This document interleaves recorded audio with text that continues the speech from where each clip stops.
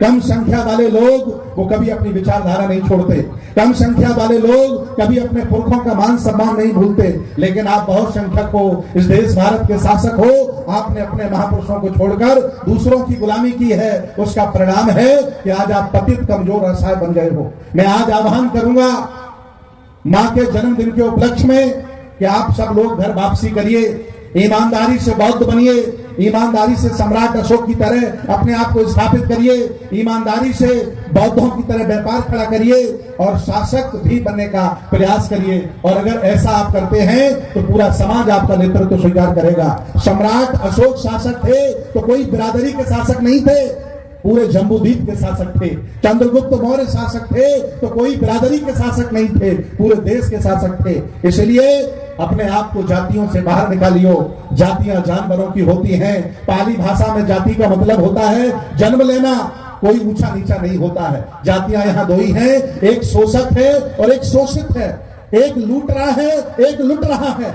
हम सबके मुक्तिदाता, संविधान निर्माता बाबा साहब डॉक्टर अंबेडकर और आज इस निवाड़ी की ऐतिहासिक धरती पर मंच पर विराजमान सभी हमारे अतिथि, हमारी अभिनेत्रियां, नेत्रियां, विशेष अतिथि और आज इस कार्यक्रम में शामिल हुए दूर दराज से पधारे सभी जिंदा जागरूक लोगों को मैं नमो बुद्धाय जय भीम करता हूं। आज माता सावित्रीबाई फुले अपनी पुरानी विरासत और विचारधारा की तरफ वापस चलने लगे।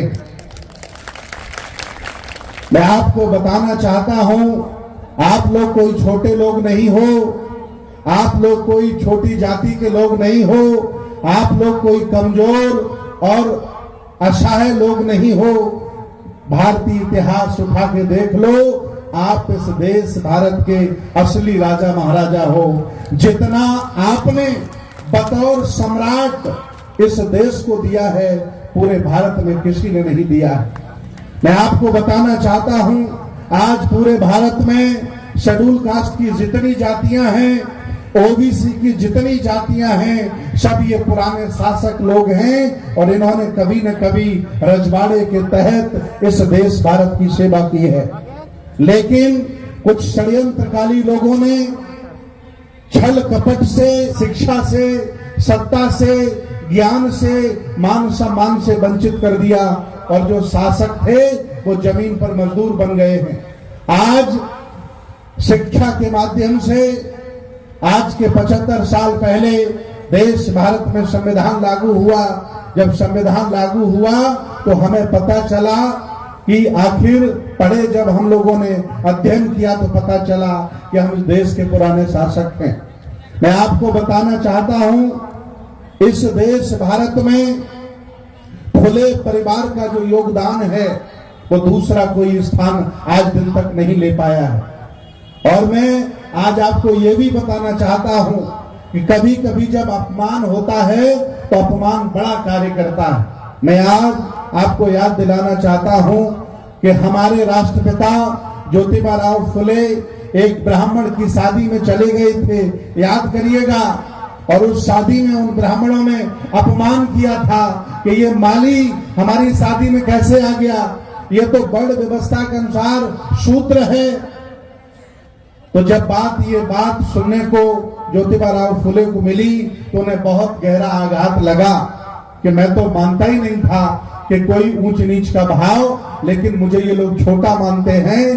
तो उस शादी से वो वापस चले आए और उसी दिन उस अपमान का जो उन्होंने प्रतिशोध किया, संकल्प लिया कि इस व्यवस्था को मैं बदल के मानूंगा, और उन्होंने पूरे जीवन भर इस व्यवस्था को बदलने के लिए काम किया। और उसका एक ही माध्यम था कि हमें वो शिक्षित करते। उस दौरान उन्होंने बहुत बड़ी कंस्ट्रक्शन कंपनी बनाई, बड़े बड़े पुल बनाए। मैं आपको बताना चाहता हूं, ये जो डालमिया है, टाटा है, इन लोगों के इतने अच्छे कह सकते हैं टर्नओवर नहीं हुआ करते थे। उस समय ज्योतिबा फुले जी की कंपनी का टर्नओवर हुआ करता था। इसके साथ साथ उन्होंने सत्य शोधक समाज बनाया। सत्य शोधक समाज को आज 150 साल हो गए हैं। तमाम लोगों ने अपने अपने संगठन बना लिए, तमाम लोग छोटे छोटे संगठन बनाकर घूम रहे हैं, अपने आप को राष्ट्रीय अध्यक्ष बनाकर। लेकिन आपके पुरखा ने जो संगठन बनाया था सत्य शोधक समाज, बताओ कहां है आज आपका?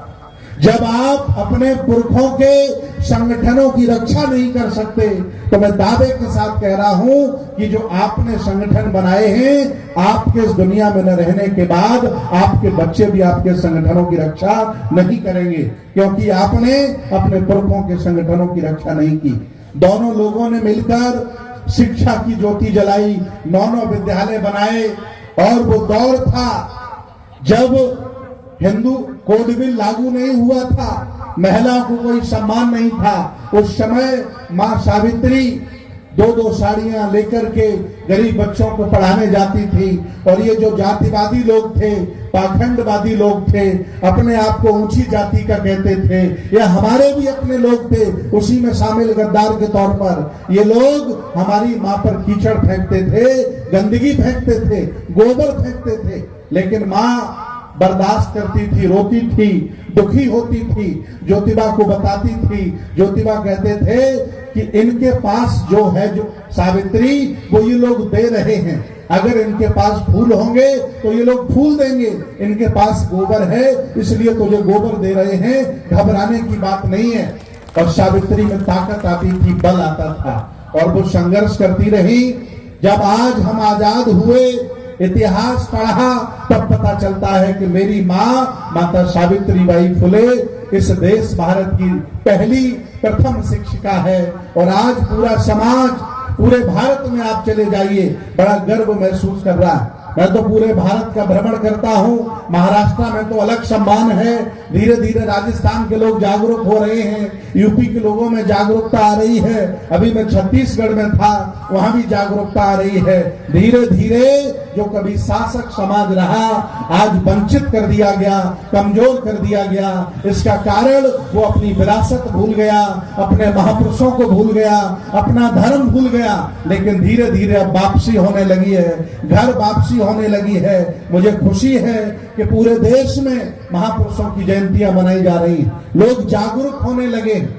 कम संख्या वाले लोग वो कभी अपनी विचारधारा नहीं छोड़ते, कम संख्या वाले लोग कभी अपने पुरखों का मान सम्मान नहीं भूलते।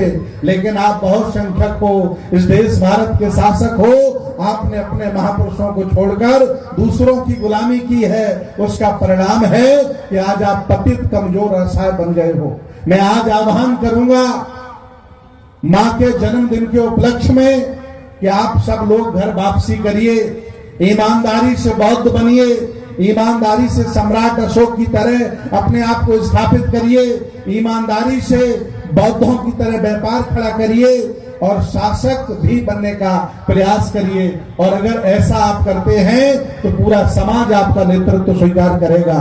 सम्राट अशोक शासक थे तो कोई बिरादरी के शासक नहीं थे, पूरे जम्बूद्वीप के शासक थे। चंद्रगुप्त मौर्य शासक थे तो कोई बिरादरी के शासक नहीं थे, पूरे देश के शासक थे। इसलिए अपने आप को जातियों से बाहर निकालियो। जातियां जानवरों की होती हैं। पाली भाषा में जाति का मतलब होता है जन्म लेना, कोई ऊंचा नीचा नहीं होता है। जातियां यहाँ दो ही हैं, एक शोषक है और एक शोषित है, एक लूट रहा है, एक लुट रहा है। इसलिए दो ही जातियां हैं, समझिए। जैसे कैडर में कभी न कभी आप सुनते होंगे। इसलिए आप लोग शासक रहे, बहादुर हैं, लड़ने की क्षमता है, पुराना इतिहास है। आओ हम सब लोग मिलकर ईमानदारी से घर वापसी करते हैं और बुद्ध के आंदोलन को और सदगुरु कबीर के आंदोलन को, ज्योतिबा फुले के आंदोलन को, माता सावित्रीबाई फुले जी के आंदोलन को हम आगे बढ़ाते हैं। यही हमारा धर्म है, यही हमारा काम है। इसके अलावा जितने भी आप काम करते हो वो सब दुश्मनों को मजबूती बढ़ा रहे हैं। ये जितने भी काम आप करते हो, मैं चर्चा नहीं करना चाहता ज्यादा, जितने भी आप धार्मिक काम करते हो ये सब तुम्हारे दुश्मनों को मजबूत बनाने के काम है। आओ बुद्ध की शरण में, यही एक असली रास्ता है जो तुम्हें शासक भी बनाएगा और तुम्हें ऊंचा भी बनाएगा। आज इस अवसर पर मंच पर बैठे सभी लोग हमारे पूर्व परिचित हैं। मैं चाहता हूं सभी लोग अपनी बात रखें। आज बहुत ठंड है और मुझे एक कार्यक्रम में झांसी जाना है, वहां भी 500 लोग इकट्ठे हैं, क्योंकि आगामी 23 फरवरी को झांसी की पावन धरती में किला के मैदान में काशी मुक्ता मंच पर हम लोगों ने विश्व बौद्ध महासम्मेलन बुलाया है। ये कार्यक्रम बुंदेलखंड के 25 जनपदों का कार्यक्रम है। इस कार्यक्रम में हमने भूटान के प्रधानमंत्री को बुलाया है। इस कार्यक्रम में हमने चीफ जस्टिस केजी बालाकृष्ण साहब को बुलाया है। इस कार्यक्रम में हमने मध्य प्रदेश के वर्तमान के हाई कोर्ट के मुख्य जज सुरेश कुमार कैथ, अखबारों में पढ़ लेना, हमारे उपासक आ गए हैं आपके मध्य प्रदेश में। चीफ जस्टिस मध्य प्रदेश को भी हमने बुलाया है। इस कार्यक्रम में बाबा साहब का परिवार आ रहा है। इस कार्यक्रम में 15 देशों के लोग आ रहे हैं, पूरी दुनिया के लोग आ रहे हैं। और मैं आपको भी निमंत्रण देता हूं, निवाड़ी की धरती के लोगों, आप लोग भी आ जाइए और झांसी के कार्यक्रम में 23 तारीख को 4 चांद लगाइए। और सच्ची श्रद्धांजलि और नमन माता सावित्री को तभी होगा जब हम उनके कदमों पर चलें, उस तरफ नजर बढ़ाएं और अंधविश्वास पाखंड से मुक्त होकर दोस्त दुश्मन की पहचान करें। चलते चलते एक बात बताऊंगा, बहुत महत्वपूर्ण है। भगवान बुद्ध ने 2 पुत्रों की बात कही। 2 पुत्र, एक रक्त पुत्र और एक विचार पुत्र। मैं आपको बताना चाहता हूं, आप जिस जाति बिरादरी के हों, क्योंकि भारत जाति प्रधान देश है, आज आपके पास रक्त पुत्रों की संख्या ज्यादा हो गई है। जिस दिन आप लोगों ने विचार पुत्रों की संख्या बढ़ा ली, आपको देश का शासक बनने से कोई रोक नहीं सकता है। विचार पुत्र और रक्त पुत्र, रक्त पुत्र आपके पास बहुत हैं, कोई कमी नहीं है, लेकिन विचार पुत्र नहीं है। एक छोटा सा बच्चा अभी आया था, बाल कवि, ये विचार पुत्र की नजर में आगे बढ़ रहा है। ये बच्चा विचार पुत्र के मार्ग में आगे बढ़ रहा है। जब आपके पास विचारधारा से लबालब लोग होंगे, तभी जाकर के शासक बनने की हमारी गति प्रदान होगी। इन्हीं सब बातों के साथ मैं बहुत बहुत निवाड़ी के लोगों को धन्यवाद देता हूं। कार्यक्रम करना बहुत कठिन काम है। इस समय दान चंदा मांगना बहुत कठिन काम है, क्योंकि मैं खुद करता हूं। इसलिए आयोजक मंडल को बहुत बहुत धन्यवाद देता हूं कि उन्होंने मेहनत की और ये कार्यक्रम किया। एक बार आयोजकों के लिए आप ताली बजाइए। अतिथियों के लिए ताली बजाने की कोई जरूरत नहीं है। इनको तो बना बनाया मंच मिलता, मैं आया, मुझे बना बनाया मंच मिला और भाषण देके मैं चला जाऊंगा। लेकिन असली काम किसका है? जो कार्यक्रम करता है, बेचारा महीनों दान चंदा मांगता है, परिश्रम करता है, लोगों के घरों में जाता है। लोग दरवाजा नहीं खोलते, लोग बहाना बना करके छोड़ देते हैं, सहयोग नहीं लोग करते। इसलिए आयोजक का बड़ा हृदय बड़ा होता है, बड़ी ताकत होती है।